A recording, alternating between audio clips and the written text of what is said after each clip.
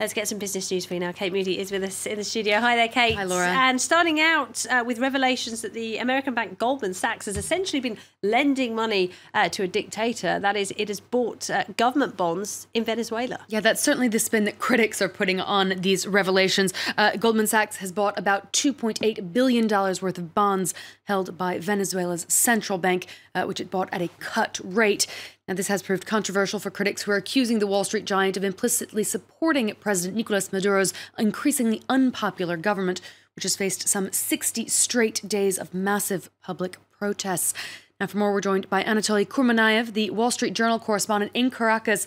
Thanks for speaking to us. Tell us, what's the latest in the Venezuelan capital? What are we hearing both from opposition and the government as this scandal rumbles on?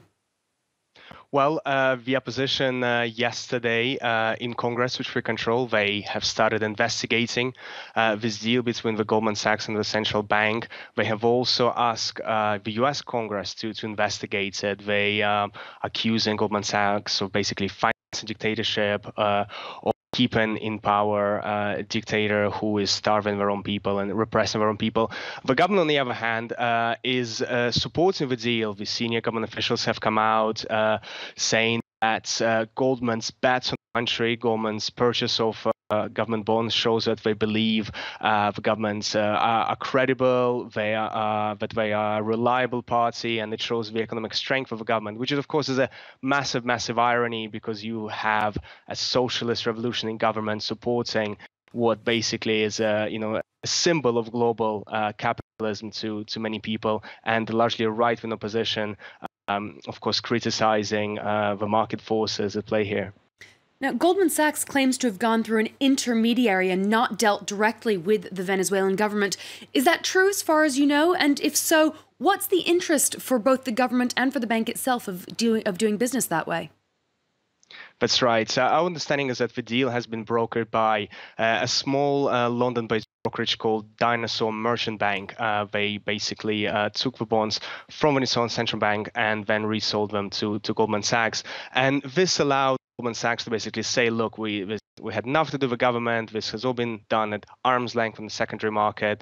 We are blameless here. And for the government side, it has allowed them to create these extra steps and create more opportunities to scam off commissions of this deal. Of course, this is in a country that's ranked the 10th most corrupt in the world by Transparency International. So creating these extra steps gives benefits to both parties.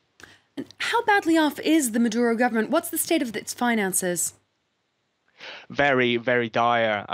The government has about somewhere between $800 and $1.2 billion of liquid funds, of cash, basically, which it desperately needs to import food, import medicine, to try to quell the daily protests that you referred to earlier on. So every dollar counts, and that's why we're seeing these really desperate fire sales, and we can expect more of them in the coming weeks.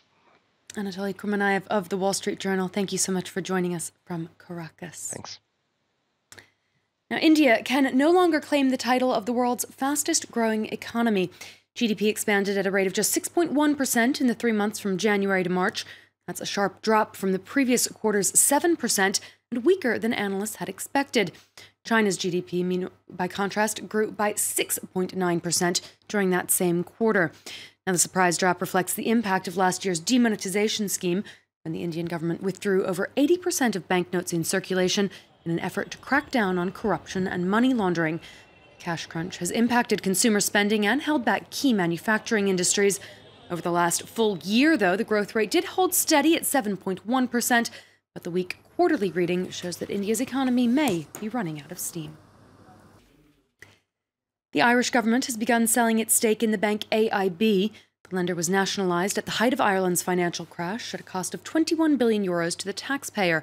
AIB returned to profit 3 years ago, and the government is now selling its 25% stake in the bank. The Irish government is expected to use the profits to pay off some of the country's €200 billion national debt. Here's the bank's chief executive. For the last number of years, the recovery that's taken place in the Irish economy, and that's been matched by what's happening in the banking sector, has been seen as a really positive message. The tough medicine was taken, and the economy recovered and the banking sector has recovered. So I think Ireland is held out as a standard bearer of what you should do when you get into crisis. I think this is really the final step of that. Let's check in on the markets now. A mixed close in Europe, with the DAX edging up as the unemployment rate in Germany hit its lowest level since reunification in 1990. Just 5.7% of Germans were out of work. The Eurozone labour market also improved. Jobless rate hitting 9.3% across the bloc in April. That's better than expected, but not enough to lift the CAC 40 here in Paris. Wall Street is also trending downwards this hour, although the Nasdaq did hit a fresh high earlier in the session. You can see the major indices all down about 0.2% there. Uncertainty about what's happening at the White House is weighing on financial stocks in particular, as it lowers the chances that the president will be able to push through reforms that have boosted U.S. stocks in recent months. Moving on to some of the day's other business headlines now. French President Emmanuel Macron has made his first official domestic visit, inaugurating a ship at the iconic shipyard in western France. He used it as a platform to push his plans to reform the country's labour market, which have helped keep the struggling Saint-Nazaire business afloat. Italy's troubled lenders are at risk of losing an additional 10 billion euros linked to their bad loans.